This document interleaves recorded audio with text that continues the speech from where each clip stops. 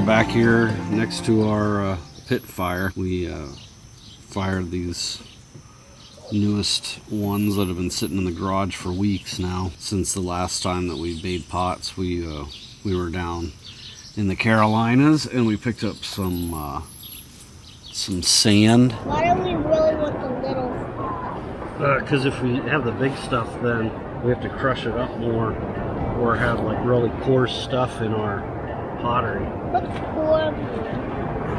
What's that? What's coarse? Coarse is like the bigger stuff like this.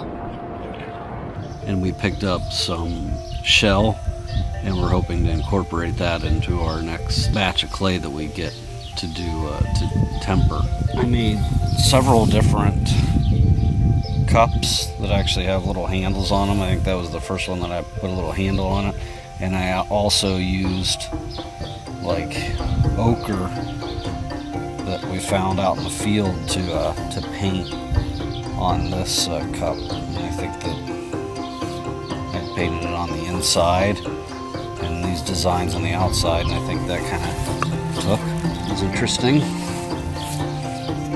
This is another cup that I did with a bigger handle on it, and the handle survived. It's got a little crack. Thanks, Ben. Alright, some water. Let's see.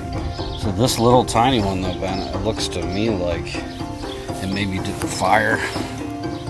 So let's put it in here and see if it gets soft again. Wait, Dad, can you just let your hand go so we can tell the viewers some more about these other pots that... You want me to just leave this down in here? Yeah. Okay.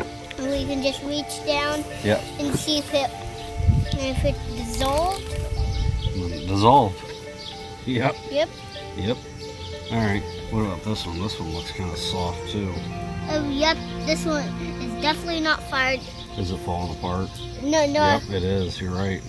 It's Alright, let's set it aside. Maybe it'll dry back out and then we can try to fire it again. So it's definitely, see, it's starting to, it's like it's melding. So that one didn't fire because it was sitting next to the fire, wasn't in the fire. We're getting ready to try to do, this will be our third firing of pottery that Ben and I have been making. This time we're trying a little different technique. We built a kiln, or sort of a rudimentary kiln, out of block and brick. So we have some different clay pottery things that we've made over the last few weeks. We've been letting them dry, and some of the items we even burnished. So we're going to see how all of that turns out today in the fire. So we'll be getting the fire started here pretty soon, and we'll come back to you. Okay, so before we get started here, this is our very rudimentary kiln that we put together with cinder block and some brick laying around. Our pieces have gotten a little better. This is one of the first pipes that I ever tried to make, and it's pretty rough, pretty thick, and doesn't really resemble too much any of the actual period pipes that I've seen.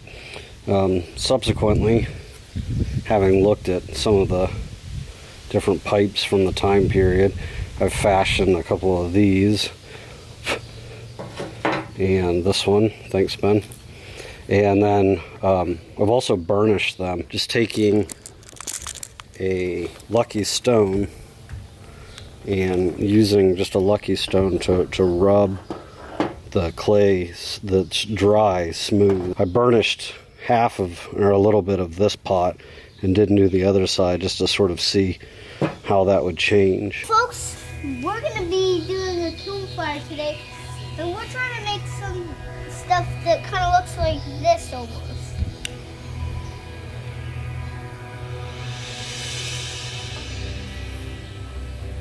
It didn't hold for too long, and not for too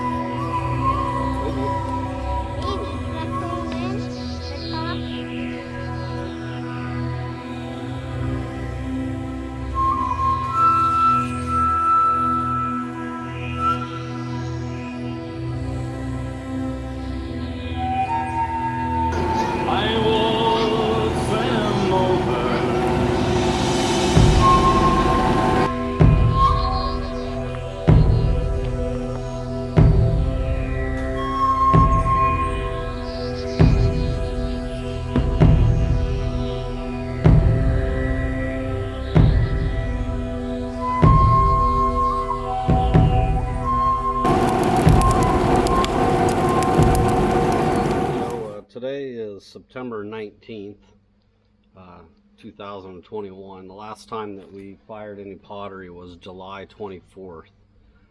So it's been a little while. We haven't made as many pots as I had hoped that we would make between the last time that we made pots and today, but we have a couple, and so we want to go ahead and try to get those fired.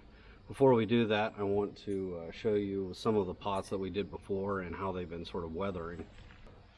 Very first pot that I did, it sat out pretty much all summer in the garden.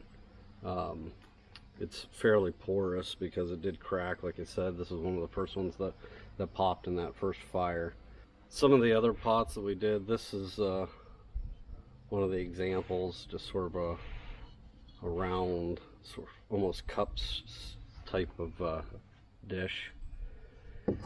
And big reason that I want to show this pot is because we finally caught on to, after watching Andy's Ancient Pottery several times now, we caught on to burnishing, which is literally just using a lucky stone like this to rub the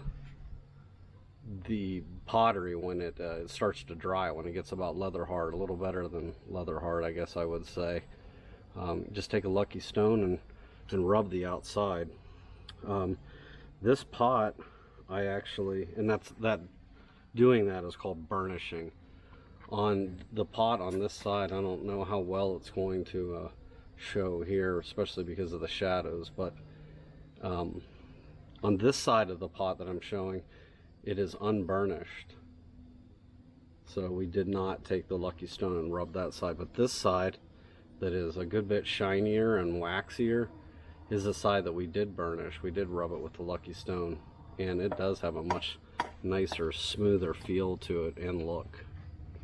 So Ben is getting much better, obviously. He started out with just doing the small finger pots, but now he has made this bigger pot that has, he put all of these little divots in here so that they can hold cigars for cigar night. So, and then again, we tried to burnish this one a little bit on the side, but it was fairly rough, but we did get a little bit of burnishing done. A couple other pots I've been working on. This is another one that I made. It was sort of testing my ability to try to get the pot neck down. And again, the shininess, this is not fired yet. The shininess is, again, taking the lucky stone and rubbing all over to get that burnished look. Similarly, I did that with this pot. What's interesting about this pot is this is actually clay that I got from closer to southeastern Ohio earlier in the summer when I was camping with some friends. I just grabbed sort of a handful of this clay and we've been trying it out. It has a little different color than the clay that we have here. And the clay that we are using currently is literally like, if I point, I can almost throw a rock from where I'm standing right now, where we're going to be firing it, from where we got the clay. And here's another pot that we're going to fire today. Again, this is our native clay here that's right here in the area. I also did a good bit of mixing of some local sand that I found right here. And then it has the decoration on there. And then, of course, again, we burnished it with the lucky stone. So, folks, today I'm going to be showing you this pot that I made. It's not fired yet, but look how shiny it is. Look at this side. How did it get so shiny, Ben? I burnished it with like a antler and a lucky stone. We have two pots here sitting side by side. This one, of course, has already been fired, and this one is getting fired today. You can see really the difference. The same kind of clay, but the one is fired and the other is not, and that's all the difference because of the firing is what changes the coloration. There's nothing else that's been added other than heat.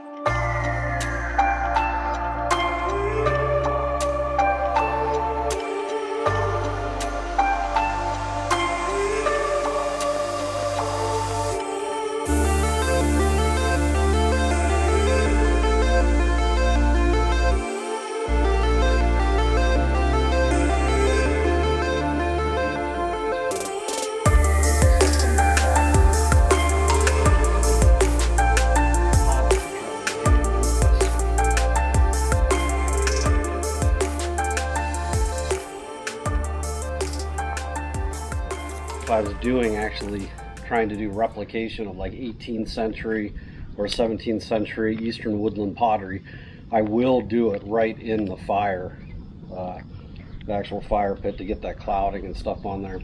One of the big challenges I have so far though is I need to create a better pookie, the way that Andy has described it in his instructional videos, so that I can get a better rounded bottom pot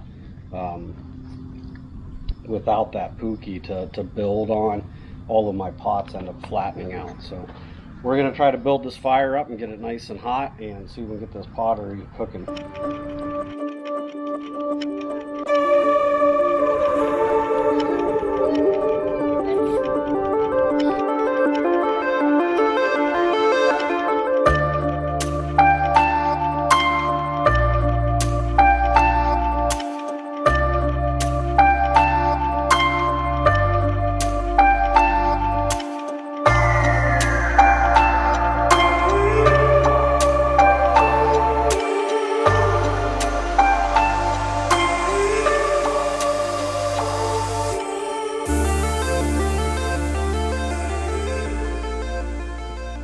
So we'll let the pots cool for tonight and let that fire continue to burn down. We have a giant bed of coals. It'd be an incredible night for doing some Dutch oven cooking or something, but we'll let the pots cool and we'll come back in the morning and see how they look.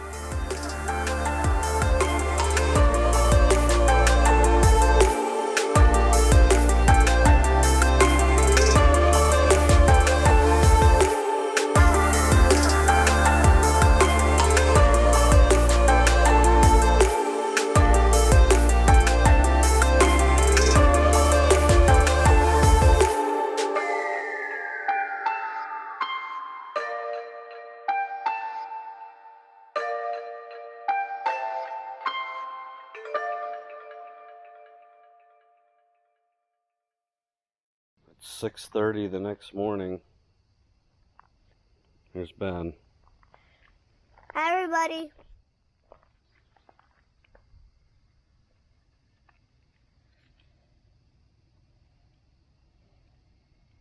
Still feel the heat coming up. Pick up my really shiny pot. The shiniest The one. cigar one you did? No, the shiniest one that I have. There's shine a light down there. This turned out. This was the different. Can you shine a light on the pot, honey? It's a crack right there. Got a little crack in it. That was the one that I did from the clay from the camp out. But it's still good. It's still warm. Can I feel it? Yeah, feel it. Imagine if there's a blanket. Shine a light on it. No cracks on it. Let's look on the bottom.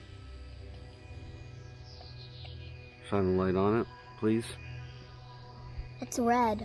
Yep. Yeah, this one. Yeah, that. I'll hold it. You shine the light. So everybody, this is a pot that I made. It's pretty good. Nice and shiny. I was pretty excited about this one. I hope it made it without cracking. Nice. Here's Ben's ashtray. Didn't come apart like I thought it would. So good job, Benny. Thanks. Welcome. Got one you want to take up to show Mom? Mm-hmm.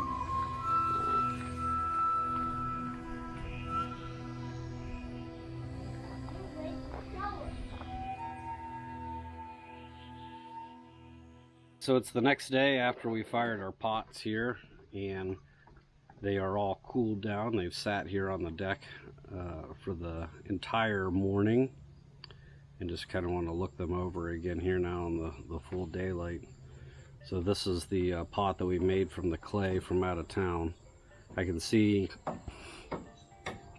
we saw an initial crack, a big crack here, which continues to kind of get a little bit bigger, and I can see that there's some other smaller cracks forming here on the back.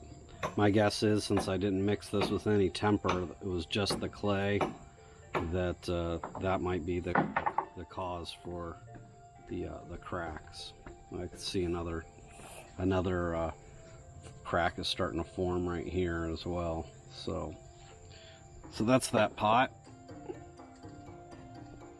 Here's another pot that I have that's this one I just did a few weeks ago, and it seems to form pretty nice. This is the one that I did with a lot of sand.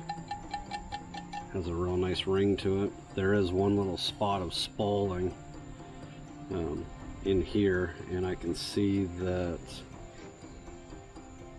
it looks like there must have been like a larger piece of rock or something that maybe that came in with the sand. I don't know if we can see that or not in there, but anyways, a little piece of spalling there. Ben's shown me a couple of his smaller pots here, and that we burnished. And that's an arrowhead pot, everybody. Yeah, calls it an arrowhead pot because he used he actually formed the ball of clay. Then he took an arrowhead and used it to spin down in there to make that entrance. Is this the same thing? Yeah, but it's just better. Another arrowhead pot. And then one of the other pots that I have sitting here is this pot that I did up, and I did this one a while ago, so it's just been sitting in the garage for quite a while now, maybe 2 months or more, just sitting and drying.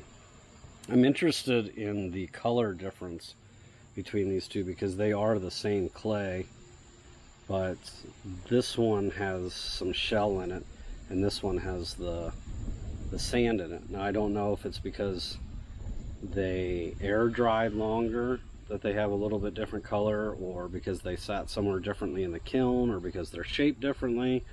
There's lots of unknowns there, but I do like the way that this sand clay fired, and so I will probably be very likely to do that again. That's okay.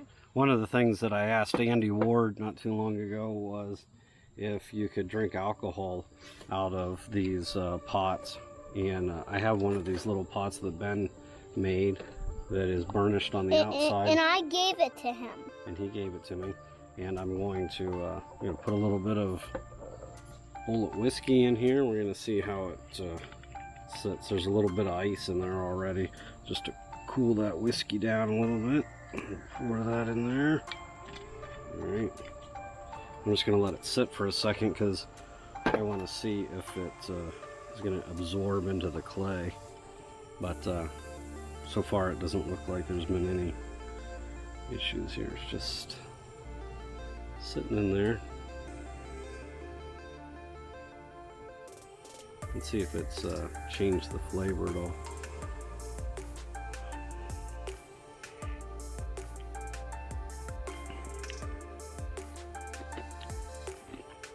Tastes fine. Tastes real good. So that was a little bit of an experiment because I think I want to try to make a few small glasses that maybe we can drink some spirited beverages from. We like to make cider and beers and stuff. Wait, Devin, I have to get a piece of skin off you. It's fine, buddy. All right. So overall, we like this newest evolution in our pottery experience, and we're excited to keep on trying this experiment. We're due to go get some more clay. We scouted out some other newer spots that we might try to go get clay from, and we will, because of this pot, we will remember to use more temper so that maybe we can make things that don't fall apart. I have good feelings for this pot, and I have pretty good feelings for this other pot that I made. Yep, and I have real good feelings for Ben's pot that's got lots of nice temper in it. I have a lot of showing with the shell. Yep. All right. Thanks for watching. See you next time.